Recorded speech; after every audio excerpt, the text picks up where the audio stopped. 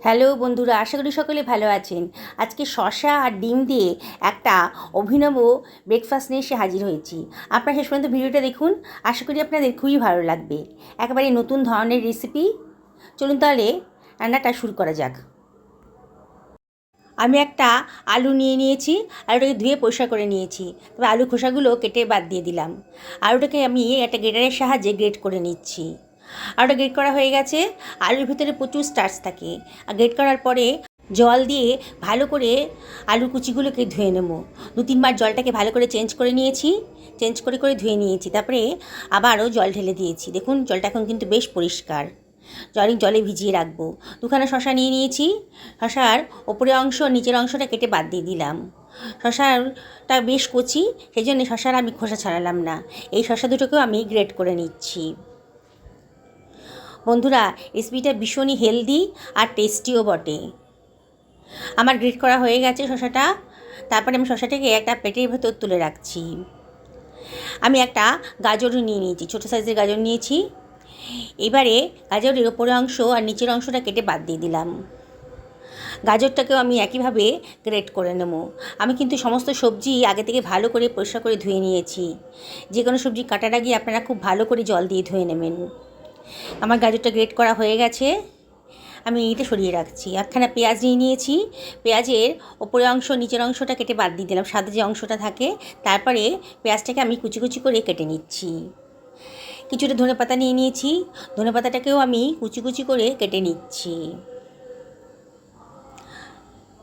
এবার নিয়ে নিয়েছি কতগুলো কাঁচা লঙ্কা।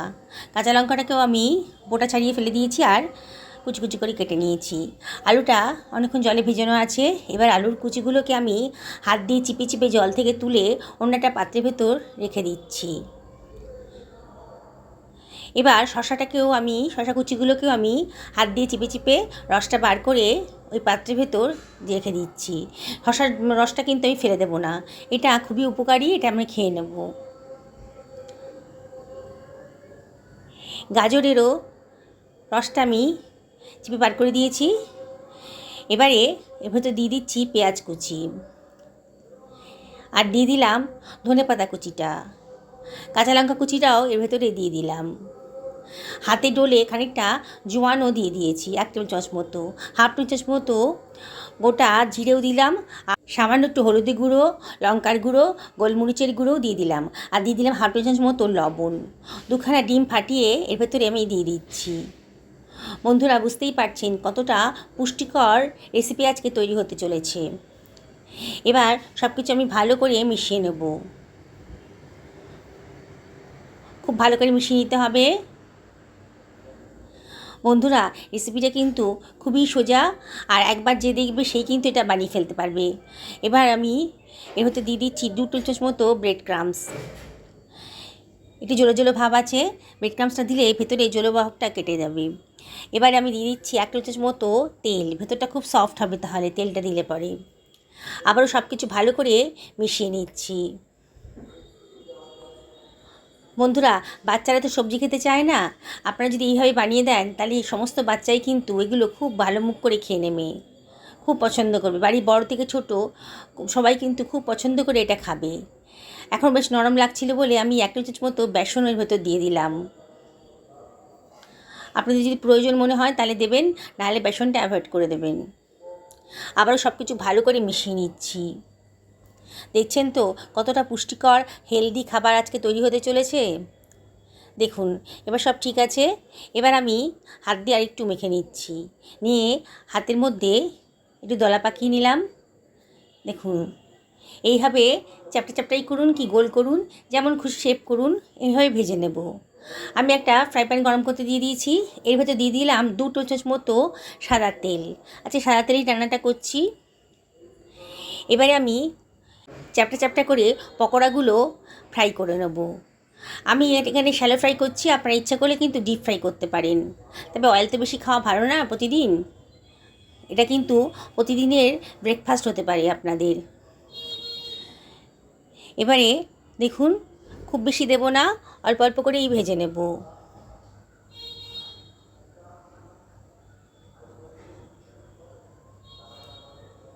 হাত দিয়ে চ্যাপটা চ্যাপটা করে দিয়েছি।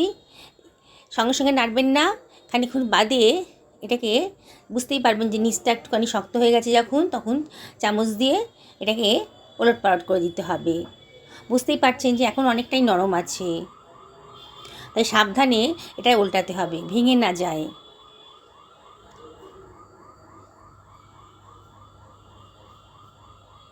দেখুন সবগুলোই আমি উল্টে দিলাম, দিয়ে আবারও ফ্রাই করে নিচ্ছি। মিডিয়াম টু হাই ফ্লেমে এটাকে ফ্রাই করছি, অনবরত কিন্তু ওলট পালট করে দিতে হবে। দেখুন খানিকক্ষণ বাদেই বোঝা যাচ্ছে বেশ শক্ত হয়ে গেছে, ক্রিস্পি হয়ে গেছে কিন্তু। আবারও ওলট পালট করে দিচ্ছি। দেখছেন তো বন্ধুরা, কত সুন্দর একটা রেসিপি আজকে তৈরি হতে চলেছে। বন্ধুরা, রেসিপিটি যদি ভালো লাগে তাহলে লাইক, শেয়ার, কমেন্ট করতে কিন্তু ভুলবেন না। নতুন বন্ধুদেরকে রিকোয়েস্ট করব আমার চ্যানেলটা সাবস্ক্রাইব করার জন্যে। আমার প্রথম ব্যাচের পকোড়াগুলো ভাজা হয়ে গেছে, আমি তুলে রাখলাম। বাকি পকোড়াগুলো আমি একইভাবে ভেজে নেব। পুরনো বন্ধুদেরকে অনেক ধন্যবাদ, তাদের সাপোর্টের জন্যই এত দূর আসতে পেরেছি।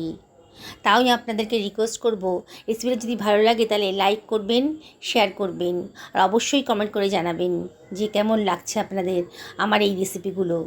আমি চেষ্টা করি ঘরোয়া পদ্ধতিতে, ঘরোয়া উপকরণ দিয়ে, মানে হাতের কাছে যে উপকরণগুলো থাকে সেইগুলো দিয়েই রান্না করার। তাই আমার এই রেসিপিগুলো যদি আপনাদের ভালো লাগে অবশ্যই কিন্তু কমেন্ট করে জানাবেন। আপনাদের সুন্দর সুন্দর কমেন্ট পেলে আমার ভিডিও করার উৎসাহ কিন্তু আরও বেড়ে যায়। দেখুন বন্ধুরা, কথা বলতে বলতে কিন্তু পরের ব্যাচের পকোড়াগুলোও ভাজা হয়ে গেল। আপনারা এগুলো বাচ্চাদের টিফিনও দিতে পারেন। দেখছেন তো, অয়েল বলতে গেলে একেবারেই কম, খুবই কম অয়েলে এটা তৈরি করা হয়েছে। আর কতটা পুষ্টিকর, কতগুলো ভেজিটেবলসের ভেতর রয়েছে, ডিম আছে আর নানা রকম ভেজিটেবলস আছে। বাড়ির বড় থেকে ছোট এই নাস্তা পেলে কিন্তু খুব খুশি হয়ে যাবে। শেপটা যেমনই হোক না কেন, খেতে কিন্তু সত্যি বলছি দারুণ হয়েছে। আমি ভয়েস ওভার করছি, আমি খেয়েই বলছি যে সত্যি বলছি খুব সুন্দর খেতে হয়েছে এগুলো। আর যথেষ্ট, বুঝতেই পারছি যথেষ্ট পুষ্টিকর এটা। আমার সমস্ত ভাজা হয়ে গেছে। আমার এই এতগুলো পকোড়া ভাজতে মাত্র 2 টেবিল চামচ মতো তেলই লেগেছে। তাও এক্সট্রা তেলটা গায়ে লেগে না থাকে সেই জন্যে আমি একটা টিস্যু পেপারের উপর প্রথমে পকোড়াগুলো রেখে দিলাম, যদি এক্সট্রা তেল থাকে সেটা শুষে নেবে। দেখুন বন্ধুরা, কত সুন্দর দেখতে লাগছে। একটা হেলদি আর টেস্টি খাবার অল্প সময়ের মধ্যে বানানো হয়ে গেল। বাড়িতে গেস্ট এলে পরে আপনারা কিন্তু চটজলদি এটা বানিয়ে দিতে পারেন। রাস্তা থেকে কেন চপ সিঙ্গারা কিনে আনবেন, এটাই বানিয়ে দিন না। দেখুন বাইরেটা কতটা ক্রিস্পি হয়েছে আর ভেতরটা কিন্তু অনেকটাই নরম হয়েছে। দেখুন, বাড়িতে শসা থাকলে আজই বানিয়ে ফেলুন না। সকলে ভালো থাকুন এই কামনা করি ভিডিওটা এখানে শেষ করলাম। নমস্কার নেবেন।